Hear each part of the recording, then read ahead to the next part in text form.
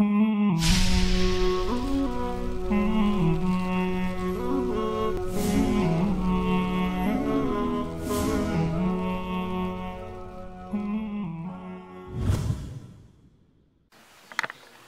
الحمد لله نحمده ونستعينه ونستغفره ونعوذ بالله من شرور أنفسنا ومن سيئات أعمالنا من يهدي الله فلا مضل له ومن يضلل فلن تجد له وليا مرشدا ونشهد أن لا إله إلا الله وحده لا شريك له ونشهد أن محمدا عبده ورسوله وبعد. قال تبارك وتعالى: أعوذ بالله من الشيطان الرجيم بسم الله الرحمن الرحيم يا أيها الناس اتقوا ربكم الذي خلقكم من نفس واحدة وخلق منها زوجها وبث منهما رجالا كثيرا ونساء. وقال تبارك وتعالى في آية أخرى: فاسألوا أهل الذكر إن كنتم لا تعلمون.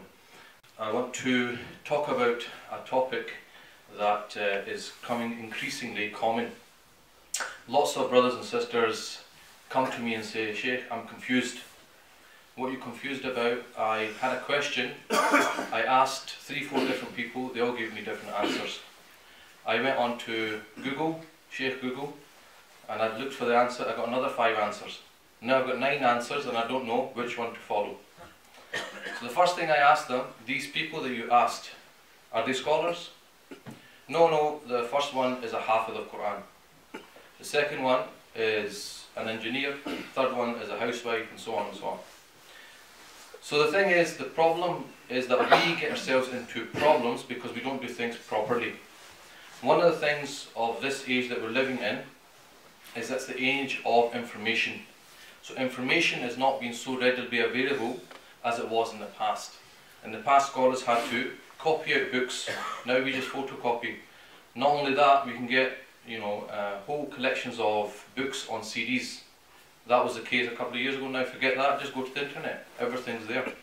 So the thing is, accessibility to knowledge is there, but that is accessibility to information.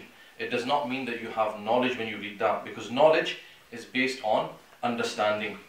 And one of the things that we have is we have a confusion on our times of who we should listen to and who we should not listen to.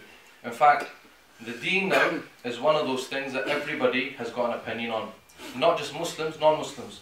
So you have journalists now writing articles saying, I read the Quran and there's nothing in the Quran about hijab, for example. All sorts of people saying all sorts of things. And like one scholar said, he said that 2 things that everyone's got an opinion on. One is medicine and one is religion. So if you have a sore stomach, and you say I've got a sore stomach, someone will say to you, oh, take some apple cider, put a bit of water in it, put a bit of salt in it, and that'll fix it. Another person will say, no, take banana leaves, shred them up, put some yogurt in it, eat that, that'll make you better. Anyone you speak to, they give you a different a remedy. And he said the second thing is religion. Everyone has got an opinion on religion. Not only that, another scholar said that one of the issues in our time is that people buy a book on a Monday, they read it on the Tuesday, and by Wednesday they're teaching and giving fatwa. So this, we have to reevaluate this, because even now you have people, even when it comes to Salah, for example, and we're looking who to lead the prayer, we just look at who outwardly looks the most religious. The one who looks the most religious, we think, okay, this must be the most knowledgeable. But that's not the case. Not everybody we see on the internet that looks like a scholar is a scholar. There's a difference between a scholar and a preacher. And a lot of people don't understand this. So, one of the common things is, you go to the Middle East, you spend a year or 2 learning Arabic, you come back, everyone calls you Sheikh. Just because you can now speak Arabic, and you can quote a few verses of Quran, you can quote a few hadith, everyone thinks you must know what you're talking about.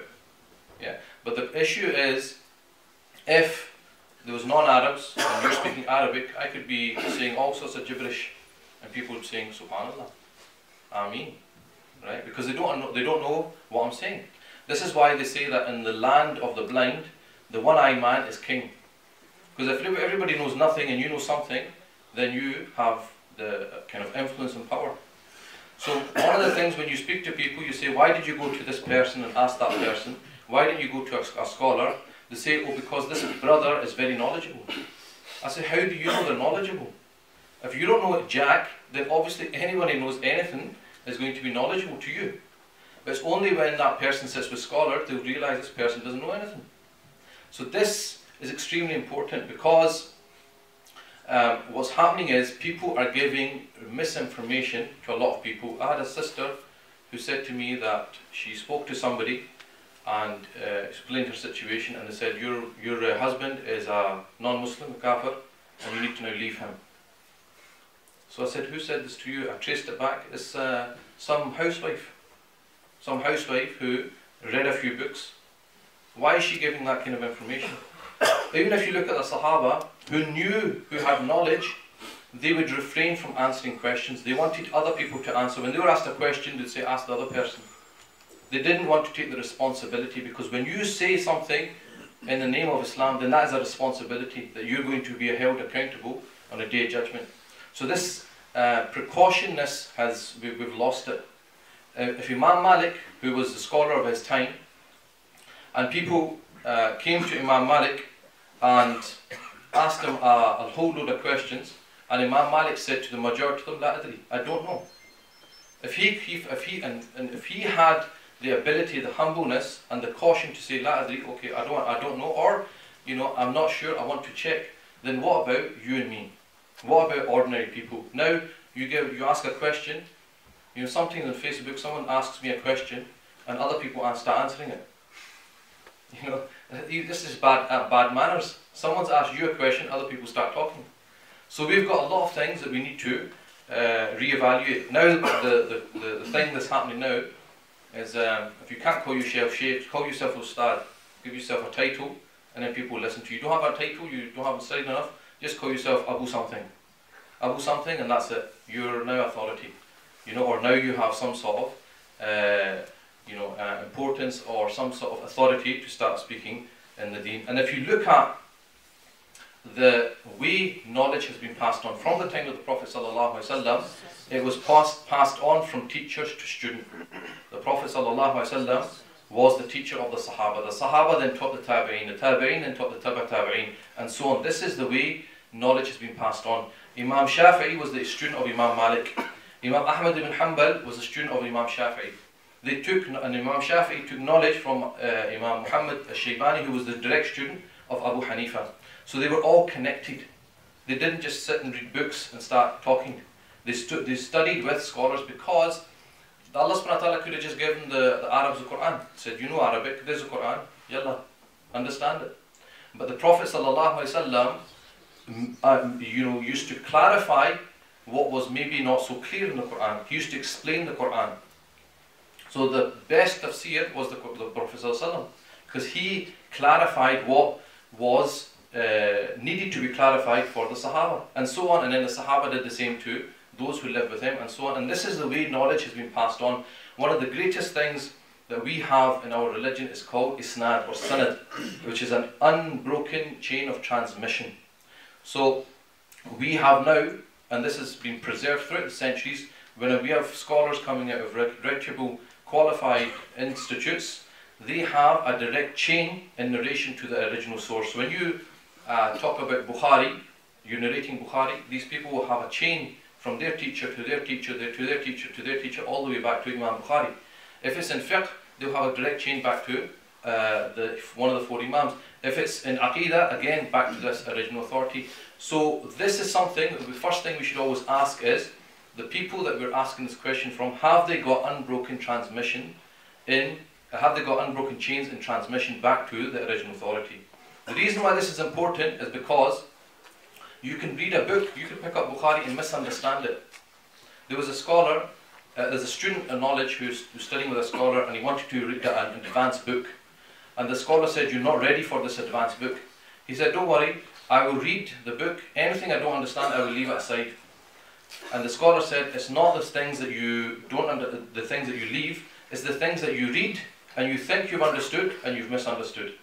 So you might read things in that book, it's too high for your level, you think you've understood it, you've actually misunderstood it. And so many times when we were studying with teachers, we were studying a book and we would read a section, and the teacher would stop and say, that doesn't make sense, there's a mistake here.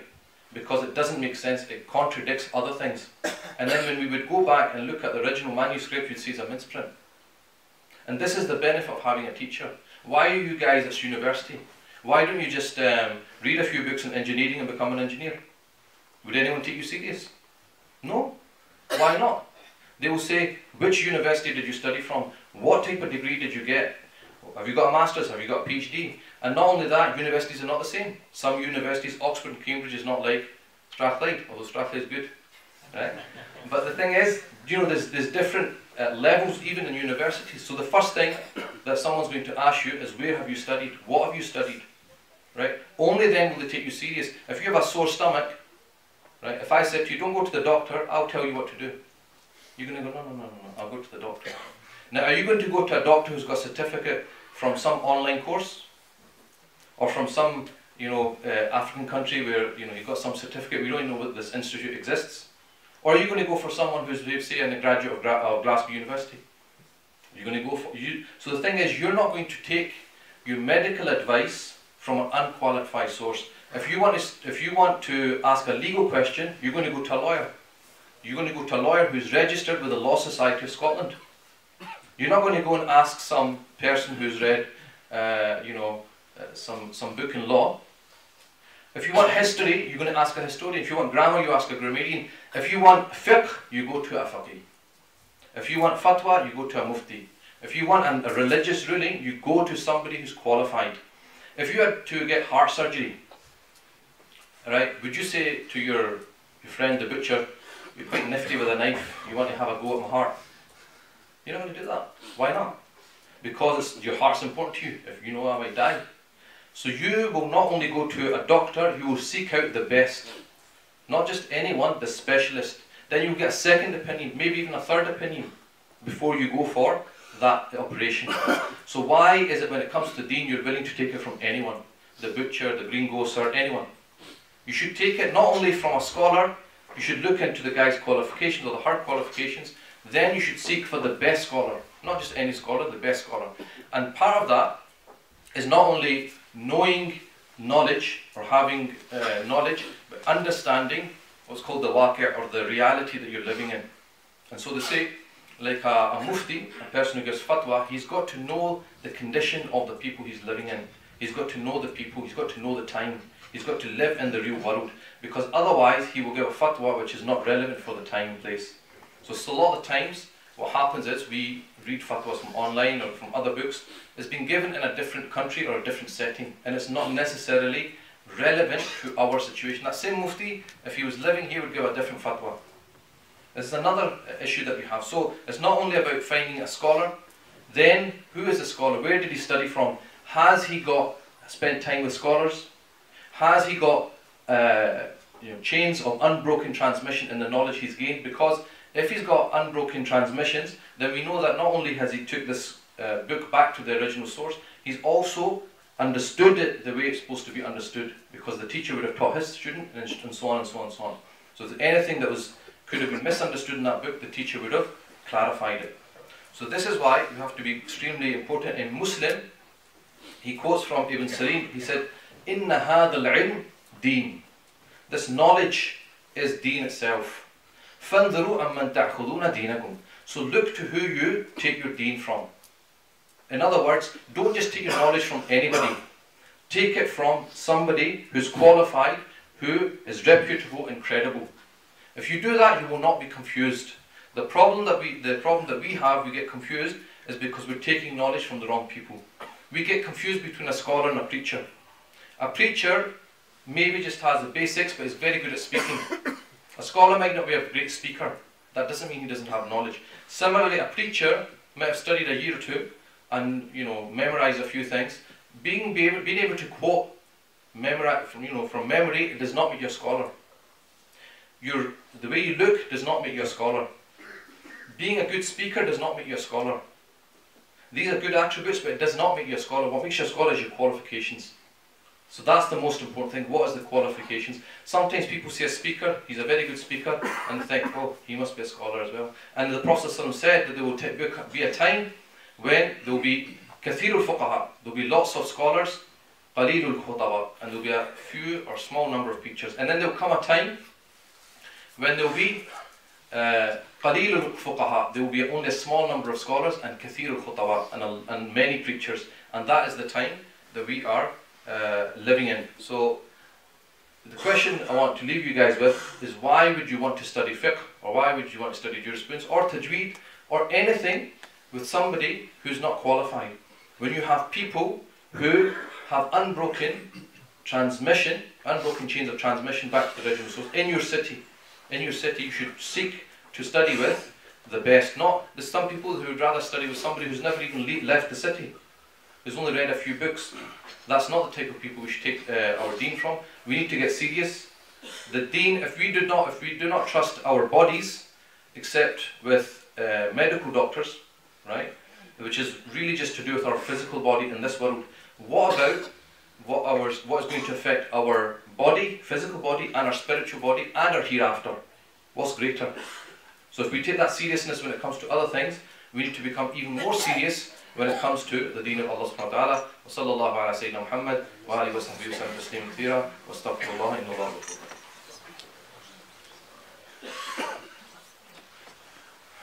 Alhamdulillahi rabbil alamin, ashhadu an la ilaha illallah wahdahu la sharika lahu wa ashhadu anna Muhammadan abduhu wa rasuluh. قال تبارك وتعالى: ومن يتق الله يجعل له مخرجا ويرزقه من حيث لا يحتسب ومن يتوكل على الله فهو حسبه. قال تبارك وتعالى: إن الله وملائكته يصلون على النبي يا أيها الذين آمنوا صلوا عليه وسلموا تسليما. اللهم صل وسلم على سيدنا محمد وآله وصحبه وسلم تسليما كثيرا. وارض عن الصحابة خصوصا على الخلفاء الراشدين سيدنا أبي بكر وعمر وعثمان وعلي رضي الله عنهم أجمعين. اللهم اغفر للمسلمين والمسلمات المؤمنين والمؤمنات الأحياء منهم والأموات أنت السميع قريب مجيب الدعوات. رب اغفر وارحم وأنت خير الراحمين. رب اغفر وارحم وأنت خير الراحمين. رب اغفر وارحم وأنت خير الراحمين. ربنا ظلمنا أنفسنا وإن لم تغفر لنا وترحمنا لنكونن من الخاسرين. ربنا أفرغ علينا صبرا وثبت أقدامنا وانصرنا على القوم الكافرين. عباد الله، إن الله يأمر بالعدل والإحسان وإيتاء ذي القربى وينهى عن الفحشاء والمنكر والبغي يعظكم لعلكم تذكرون. قوموا إلى صلاتكم.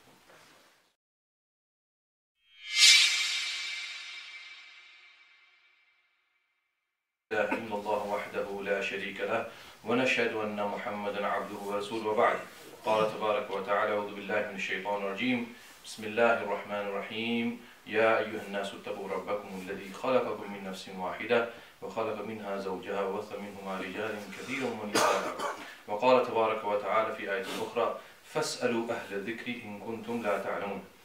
I want to talk about a topic that is coming into copy. Not only that, we can get whole collections of books on CDs. That was the case a couple of years ago. Now forget that, just go to the internet, everything's there. So the thing is, accessibility to knowledge is there, but that is accessibility to information. It does not mean that you have knowledge when you read that, because knowledge is based on understanding.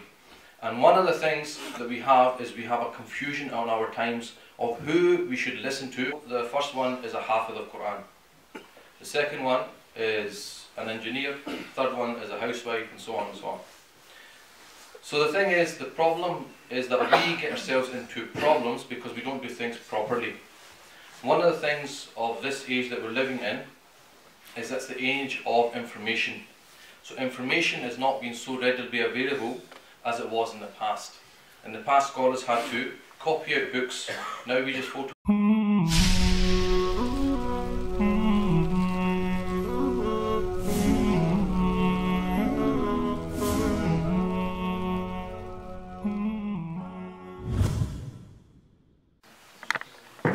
الحمد لله نحمده ونستعينه ونستغفره ونعوذ بالله من شرور أنفسنا ومن سيئات أعمالنا من يهده الله فلا مضل له ومن يضلل فلن تجد له وليا مرشدا ونشهد أن لا إله. Increasingly common. Lots of brothers and sisters come to me and say, Sheikh, I'm confused. What are you confused about? I had a question. I asked 3-4 different people. They all gave me different answers. I went on to Google, Sheikh Google, and I looked for the answer. I got another 5 answers. Now I've got 9 answers and I don't know which one to follow. So the first thing I asked them, these people that you asked, are they scholars? No,